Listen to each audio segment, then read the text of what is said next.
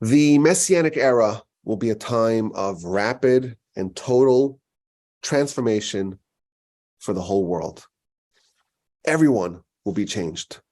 Everyone will be elevated. Everyone will become righteous. Everyone will be transformed. Evil will be banished. Sin just won't happen. Heresy will be non-existent. The world will look radically different. Pursuit of knowledge of God will be the order of the day. Pursuit of knowledge of God will cover the land the same way water covers the seabed. In our study of the Messiah and the Messianic era, we are currently focusing on the mechanisms. How exactly will all this happen? How will people get so thoroughly influenced and transformed? How does this radical change occur? And last time we spoke about the concept of the elimination of evil. The evil inclination will be put to rest, will be eliminated, will be ameliorated in some fashion. Well, if there's no Yetzer Hara, if there's no evil inclination, people's innate righteousness will shine forth. Today, I want to focus on another aspect of how people get influenced, and specifically the role of the individual, of King Messiah. He's going to be the spearhead, the tip of the spear of this global transformation. And today I want to focus on both who Messiah is, what are the qualifications, but really the credentials, the stature, the greatness of Messiah, and specifically, how will this influence others? How will Messiah's persona impact and change the world? The Rambam, of course, has been our guide to understand the subject of Messiah in general. And in the Laws of Repentance, chapter 9, law number 2, he talks about Messiah.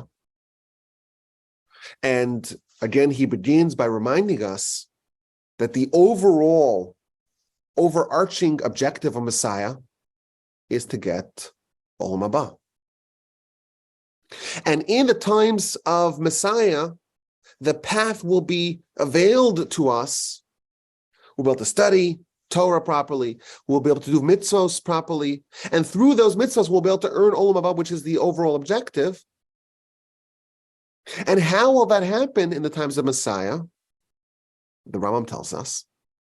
For in those days, the knowledge and the wisdom and the truth will be increased.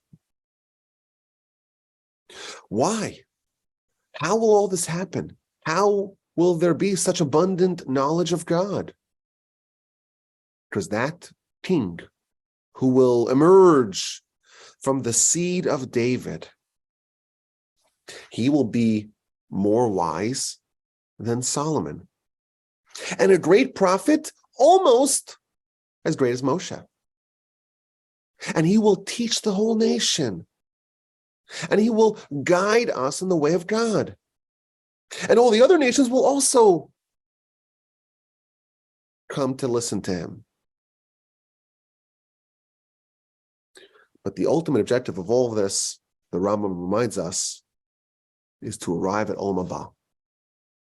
Messiah, the days of Messiah, is in this world. The world's going to work like it always does. There's not going to be any changes to how the world functions, but it will enable us to receive Olam Haba.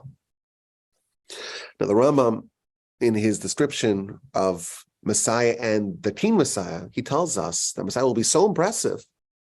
He's going to be wiser than Solomon, the wisest of all men.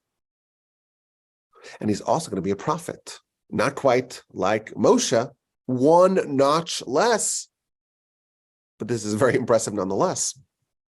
And he's going to teach the whole nation and guide the whole people in the path of the Almighty, and that will also spill over to inspire the nations.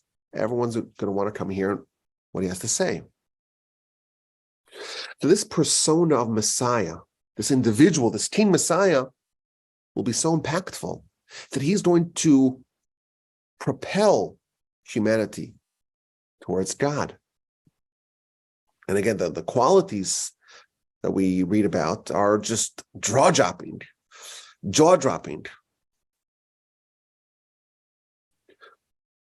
Prophecy has long been extinct. Yet in Messiah's time, he's going to be a prophet only below Moshe. What about Samuel and David and Isaiah and Jeremiah and Ezekiel and Joshua? Messiah will be greater than all of them as a prophet. Greater than all prophets, besides for Moshe. And he'll be the wisest of men, even wiser than Solomon. But this is not where the superlatives of Messiah end. The Kabbalists tell us that the word Adam, stands for Adam, David, Messiah. There is a through line connecting these three. Moreover, we're told that they all share the same soul. The exalted and perfected soul of Adam will be present in Messiah. Adam, David, Messiah. Now, there is a second exclusive triumvirate that Messiah is part of. The verse tells us in Exodus chapter 4 that Moshe went down to Egypt from Midian, and he took his wife and his sons, and they traveled upon a donkey. And Rashi tells us this is no ordinary donkey. This is the same donkey that Abraham traveled upon when he went to the binding of Isaac. And this is the same donkey that Melech HaMashiach, that King Messiah, will reveal himself to us upon. So we had one triumvirate, Adam, David, Messiah. And now we have a second one, Abraham, Moshe, Messiah. Abraham on the way to the binding of Isaac, Moshe on the way to save the Jewish people from Egypt, and Messiah to reveal himself to the whole world and to change everything. They're all traveling. They're all riding upon a donkey.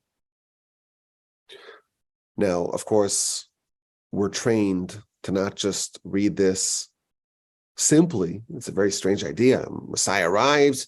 He's going to take the same mode of transportation, the same grizzled donkey that Abraham took thousands of years prior, Moshe took to Egypt. It's a very strange concept. But the commentaries tell us that in Hebrew, the word for donkey, it's the same word as for physicality. And thus there's a concept being conveyed here that, like Abraham traveling to the binding, like Moshe traveling to Egypt, there's a certain elevated and exalted status of riding the donkey, of overpowering the physicality that Messiah is going to manifest. The relationship, the ideal relationship between soul and body is that the soul is the rider and the body is the mode of transportation. The problem is that in our life, the good and the bad are commingled. The soul and the Yetzer Hara and the spirituality and the physicality and the body and all that it is and all that is holy, they're all mixed up together. The people that change the whole world are people that are able to marshal their soul and separate it from the body and the physicality, and to dominate the physicality, to have complete mastery over it. When Abraham was going to the binding, he's embarking on the mission to spiritually found the family, the dynasty that will eventually become the nation of God. In that state, he was in this very elevated state, and he is described as riding a donkey. And when Moshe went to Egypt, he was embarking on his mission to save the nation from Egypt, to orchestrate all the miracles of the Exodus, to bring the nation to Sinai, to bestow upon the nation the Torah. And Moshe was riding on a donkey. He had total mastery over physicality.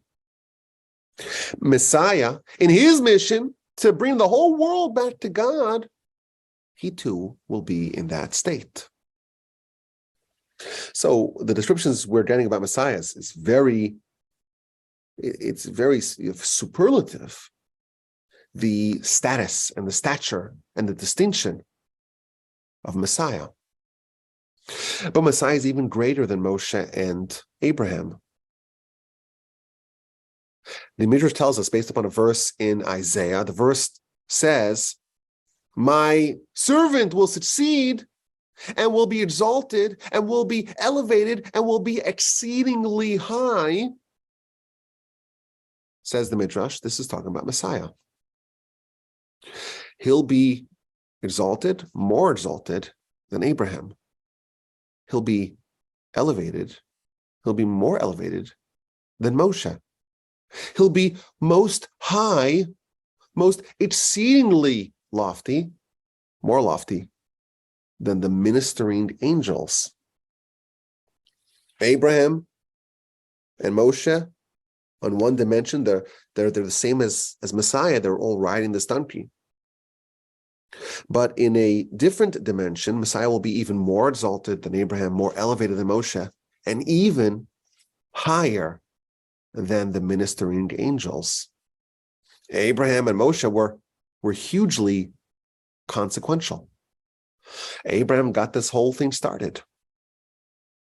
He was the one who stemmed the tide and began to reverse it. Humanity was in a decline spiritually since Adam. Abraham launched the movement of monotheism that eventually changed the whole world. Abraham was very consequential. Moshe, well, he extracted the Jews from slavery in Egypt, and he shepherded them faithfully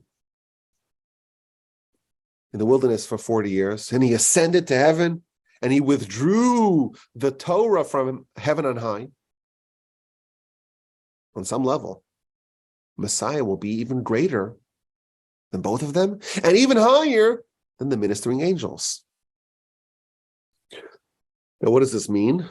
So the Ramban explains that if you look at what Messiah will do, his accomplishments will outweigh those of both Abraham and Moshe, and even those of the angels.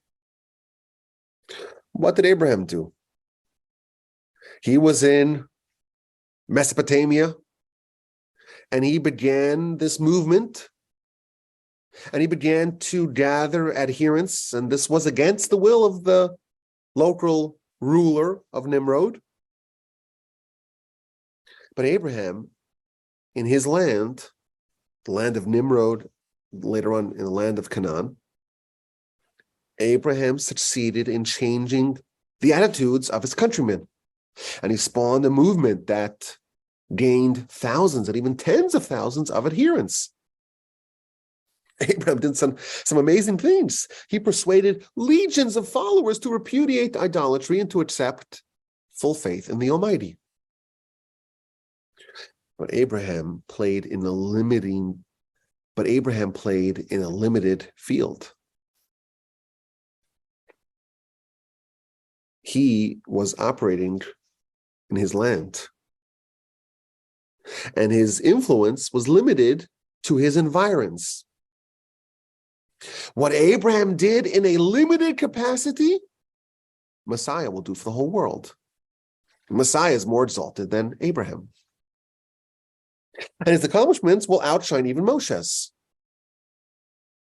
Moshe, he operated in Egypt, and Pharaoh contested the existence of God, the dominion of God.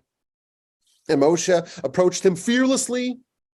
And even though, says the Ramban, even though Moshe was a shepherd, the shepherd's the lowest of occupations, Moshe was fearless. He wasn't scared of Pharaoh, and he was able to extract the nation from the iron crucible of Egypt. Think about it, the nation was scattered throughout the land of Egypt. And Moshe was able to gather them together and to reconstitute them as a nation and to take them out of their plight. Messiah will do even more. He won't have to deal with one monarch that's recalcitrant. Messiah will have to deal with every monarch, with every ruler. And he will have to gather the Jews from one land. He'll have to gather them from all the lands.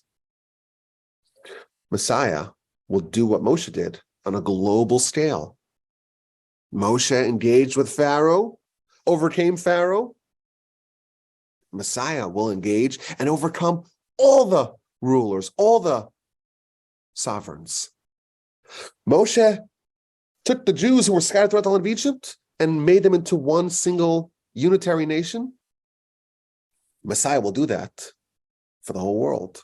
Find every Jew in every corner and bring them back together and reconstitute the nation from amidst the whole world.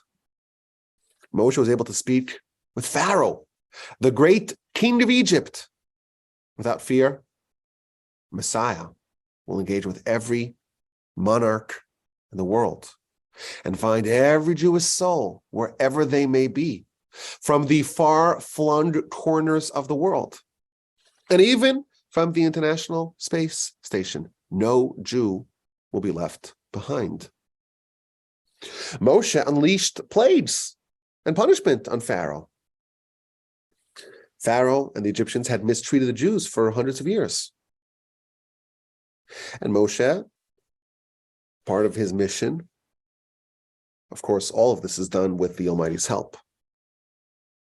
But what Moshe did was to mete out punishment and retribution to the Egyptians for what they did. Messiah will have to do that. Will have to extract the nation's vengeance against all who have wronged us in the whole world. Messiah, explains Ramban, is more elevated than Moshe. And even the ministering angels, what do the angels want? They want a perfected world. They want a world that acknowledges the dominion of God. They too are working towards redemption. But Messiah's impact will exceed even the impact of the angels. And then Ramban adds, Messiah will be exceptionally close to the Almighty. In his knowledge of God, Messiah will be unparalleled. Abraham was close to God. God called Abraham my beloved. Moshe was exceptionally close to God. The angels, so to speak, stand to God's right and left. But none of them will equate to the closeness and to the knowledge of God that Messiah will have. So we're getting a description of the resume, if you will, of Messiah, the stature of Messiah, a prophet almost like Moshe, wiser than Solomon, the soul of Adam and David, and riding the donkey, the stature matched only by Abraham and Moshe. His knowledge of God and his impact in effectuating the redemption will exceed that of Abraham, Moshe, and even the angels. Messiah will be very impressive indeed. The most impressive person ever. And he will be capable of unprecedented feats. The verse tells us in Isaiah chapter 11 that the Spirit of God will rest upon Messiah. He'll have the spirit of wisdom, the spirit of insight, the spirit of counsel, the spirit of might, the spirit of knowledge and fear of God. And he will be able to smell with the fear of God. And not with his eyes and his vision will he judge, and not with his hearing will he rebuke. Now, what does this mean? So the Talmud, the book of Sanhedrin on page 93b tells us, what does it mean that he will be able to smell with the fear of God? Says the Talmud, when a case will come before him, most judges, they have to look at the evidence and have to hear the sides and listen to the debate, the back and forth. The role of the judge is to determine, to flesh out who's right, who's wrong, who's guilty, who's innocent. Guilt and innocence is done via the examination of the evidence. Got to look, got to hear both sides. Messiah will be able to smell with the fear of God. He is going to be able to judge just by smelling, says the Talmud. The sniff test, as they say. It doesn't pass the sniff test. He'll be able to judge just via scent. And the Talmud tells us that this is actually how they disqualified Bar Kokhba, otherwise known as Bar Koziva. Bar Kokhba was a Jewish king who ruled for a couple of years, and he told the Messiah, and he told the sages that he is Messiah. And they said, well, okay, Messiah is going to be able to smell and judge. Smell and judge. And they brought a court case to him. Just smell. Don't ask any questions. Tell us who is in the right and who's in the wrong. And he wasn't able to do it. And they knew for sure he was a false Messiah. And they executed him. We learn here another element of the stature of Messiah. He's going to be able to judge via smell. But the commentaries explain that this means that his sense of prophecy is going to permeate his actual senses. And the Ben Yehoyada explains that Moshe, he had the ability to judge with vision alone. When Moshe needed to find out who was qualified to be a judge, this is in chapter 18 of Exodus, he was able to look and just scan with his eyes to see the people. And he was able to perceive prophecy like that. Prophecy, you typically think of it, you hear a vision, you hear a message, you hear something, and you're able to convey that. Moshe had prophecy in his eyes and his vision. Messiah will have that as well. But on top of that, he will also be able to smell via prophecy. And he won't need to see in order to judge. And, by the way, to smell via prophecy, that's even greater than to see via prophecy, because you could smell at a great distance, but you can only see what's close in front of you.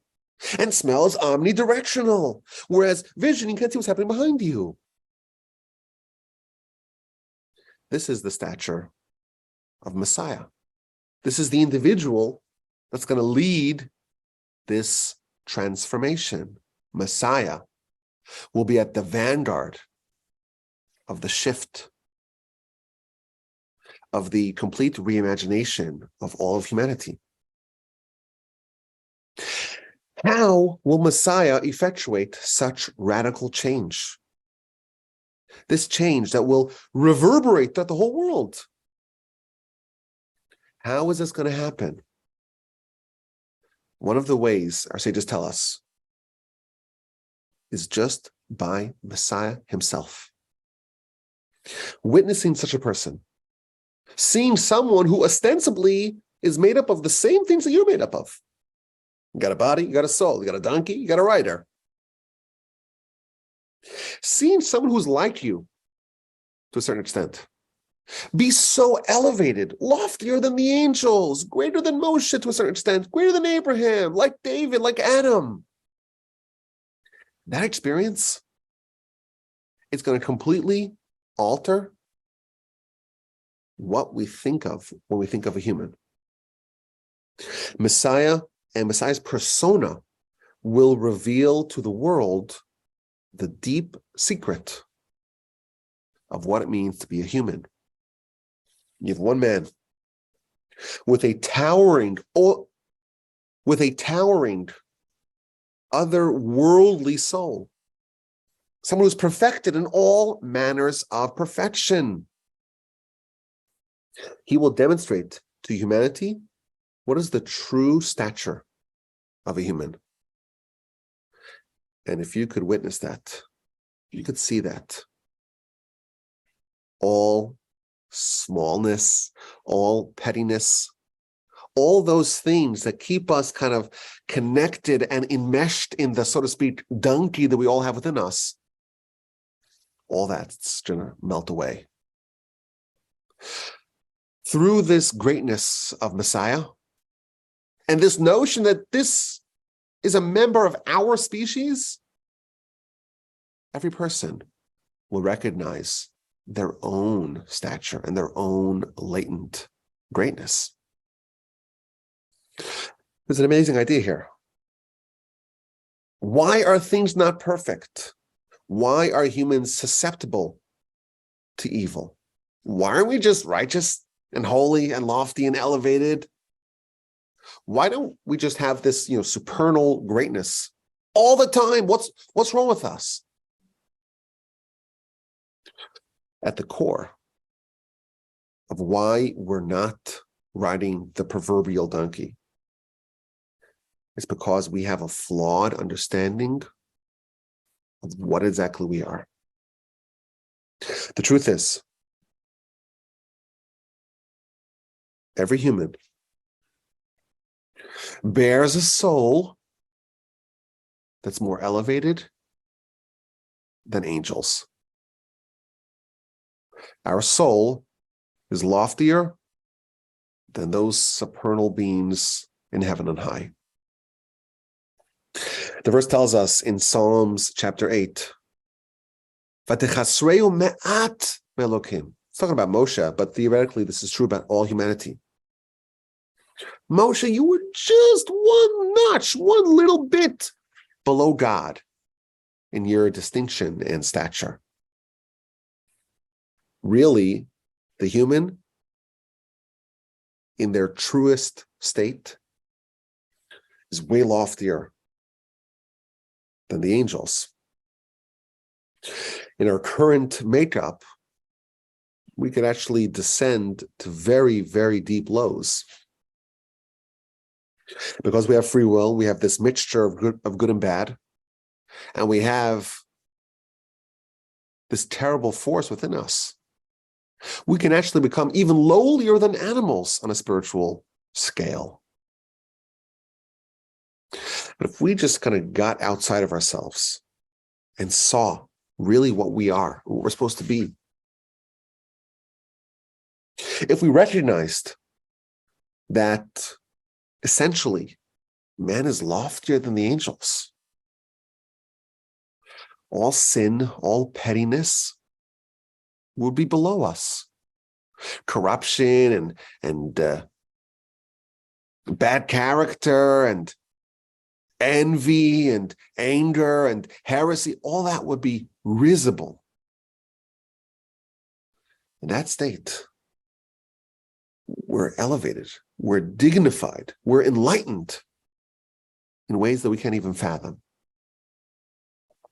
And anyone that is going to have the great privilege of just witnessing a person, of witnessing and observing King Messiah, and seeing someone that's just way above the angels, greater than Moshe, greater than Abraham, that experience will forever change how you view yourself Your self-perception will be completely shattered and rebuilt. And you'll realize just how incredibly elevated and lofty you truly are. Now, to give this idea some context, the Rambam reminded us again and again, don't think that when Messiah comes, we'll ask him to do miracles or signs or to invent new things in the world, to revive the dead. No, we don't do that. We don't have to inspect in Messiah something supernatural. That's what the Rambam says. Now, in the margins of standard versions of Rambam, you have the objections of the Ravid, which is one of the contemporaries of Rambam. And he has a problem with this statement. Wait a minute, we don't ask Messiah for miracles, for signs, for inventing things that had previously not existed? Doesn't the Talmud say that there was a false Messiah named Ben Koziva or Bar Kokhba, and he said he was Messiah, and they inspected him and said, well, can you smell, can you sniff and judge? And once he was not able to do that, they executed him. How can Rambam say that we don't ask Messiah for a miracle? We clearly do. My grandfather, of blessed memory, answered this question as follows. The Rambam knew that Talmud. He knew the Talmud very well. In Sanhedrin 93b, the Messiah will to smell and judge, and Bar Koziva or Bar Kokhba was not able to do that, and that's why he was executed. What the Rambam is telling us is that we're not asking for miracles. We don't want a suspension of the world as it truly is. But the world as it truly is such that a human is capable of smelling and judging. This role of Messiah, this manifestation of Messiah, that is the natural state of humanity. It's not a miracle. It's not something supernatural. And that's precisely why it's so impactful. If you see someone doing miracles, well, what does that have to do with you? It's not me. That's some miracle worker, some sort of guru. That is a different type of human than me. What the Rambam is telling us is that, yes, he will do those things that are miracles, but we'll recognize that they're not miracles. And that experience will forever change how we view ourselves. We'll come to the realization that we are loftier than angels, because the state of humanity in its full manifestation is such that spirituality and spiritual power, it's so overwhelming that it just takes over everything. And part of it is that the senses become now the handiwork or the implements of the soul. And we have an example for this. When Jacob comes to usurp the blessings from Esav, Isaac is blind, and he has to feel to see who is this. And he says a line, I see that the scent of my son is like the scent.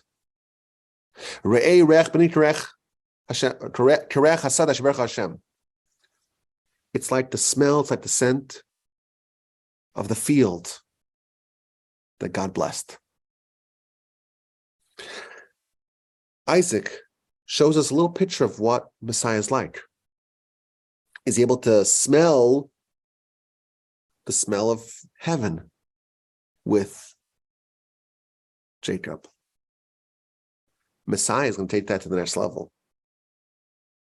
Messiah won't just be able to perceive holiness via smell. He's going to be able to judge via smell. And this is the manifestation of the human in its greatest form, like Adam, like Abraham, like Moshe, like David, like the angels, but even greater than all of them. When Adam was created, the Midrash tells us that the angels mistook him for God, and they sought to worship him. The ministering angels, they could not distinguish between Adam and God. Both Adam and God were so much more elevated than them, they couldn't differentiate between the two. You made mankind, mankind, of course, is a creation, but it's a creation that is almost as lofty as God. Man, in man's true sense, and of course, when we say man, we mean mankind. Mankind, we're greater than angels by orders of magnitude. We just don't know it. We just forgot about it. Over the course of time and history and corruption and transformation and change and intermingling of good and bad, that notion was lost. And we forgot who we are and what we're capable of. And we allowed ourselves to buy into the fiction of the Yetzer Hara that we're small, we're petty. Over the course of mankind's history, we were spiritually reduced. Messiah will restore the notion of the greatness, of the exaltedness of humanity. This idea that we're just intelligent and crafty apes, that misperception will be shattered. And through Messiah, we will get to know our true selves and our true greatness. And we will discover that who we are is unfathomably greater than what we had previously imagined. Witnessing Messiah will change the way we see ourselves. And all that smallness and all that pettiness, we're going to leave it behind. And we're going to ascend above evil and sin. And in that state, man innately is aware of God and submitted to him. People wonder, who's going to appoint Messiah? How will the coronation of Messiah happen? What jurisdiction, what authority will Messiah have? It's very hard for us to imagine a transition. Well, we have democracy or representative democracy, a republic. And suddenly there's this king, Messiah, coming up. And how's that going to happen? Messiah's greatness will be evident to all, but will come from within. When people will encounter Messiah, they're just going to melt in his presence. And without being appointed, and without any official standing, he will change everything and everyone. The Ramban noted, when he talked about how Messiah is more elevated, more lofty than Abraham, than Moshe, than the angels. The Ramban noted that Moshe was a shepherd, and the shepherd is the lowest of the professions, of the occupations, and he wasn't scared of Pharaoh. Who appointed Moshe? Who appointed Abraham, for that matter? Who gave these people the authority to change the whole world? It came from God. And it came from them developing their soul and exposing the soul to what it truly is. That is how Messiah will operate as well. This revelation of this soul, that on its own will change everything. My grandfather, blessed memory, pointed out that really this is a pattern throughout our history. You know, the Rambam, he was a physician. The Ramban as well, physicians. Who gave him the authority to codify all of Jewish law and to give us the 13 principles of faith and to organize our religion in a canonized fashion? The Arizal did not have any official position. The Gaon of Vilna, the Baal Shem Tov, the Chafetz Chaim, the Chazon Ish, the great giants throughout our history. They weren't appointed. That is what it means to be a great human. Without the trappings of officialdom, without elected office, Messiah too will just ascend and rise above all. And if this was true throughout the generations, it will certainly be true for Messiah. He's not going to have an appointment, some sort of official post granting him, credentialed legitimacy. The will of God. And Messiah's extremely lofty soul and stature will elevate him to the greatest of heights. So we got a deeper picture of who Messiah is. This is a towering figure, an angel-like figure. In some respects, greater than Adam, greater than David, greater than Abraham, Moshe, the angels. A prophet whose prophecy permeates them completely. Vision of prophecy. Even smell of prophecy. This is the persona of Messiah.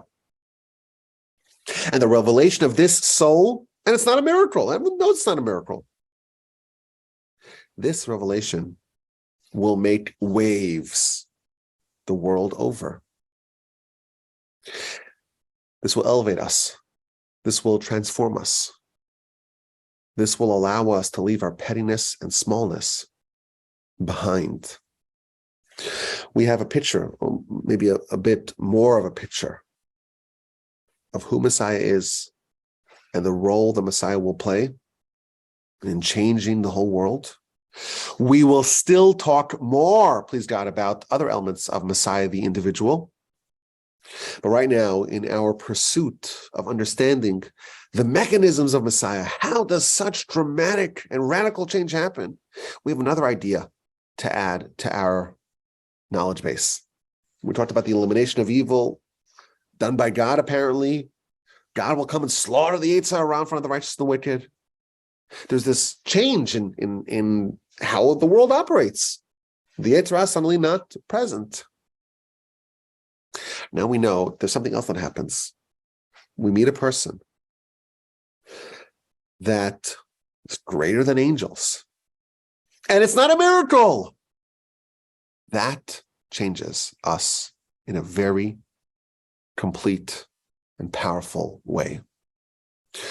We're not done yet in understanding Messiah, the individual, and of course, how we vet the Messiah and how the Messiah arrives and other aspects about how Messiah will change the whole world. We're also not finished in our examination of how Messiah changes, or the Messianic era changes humanity. Next, please God, we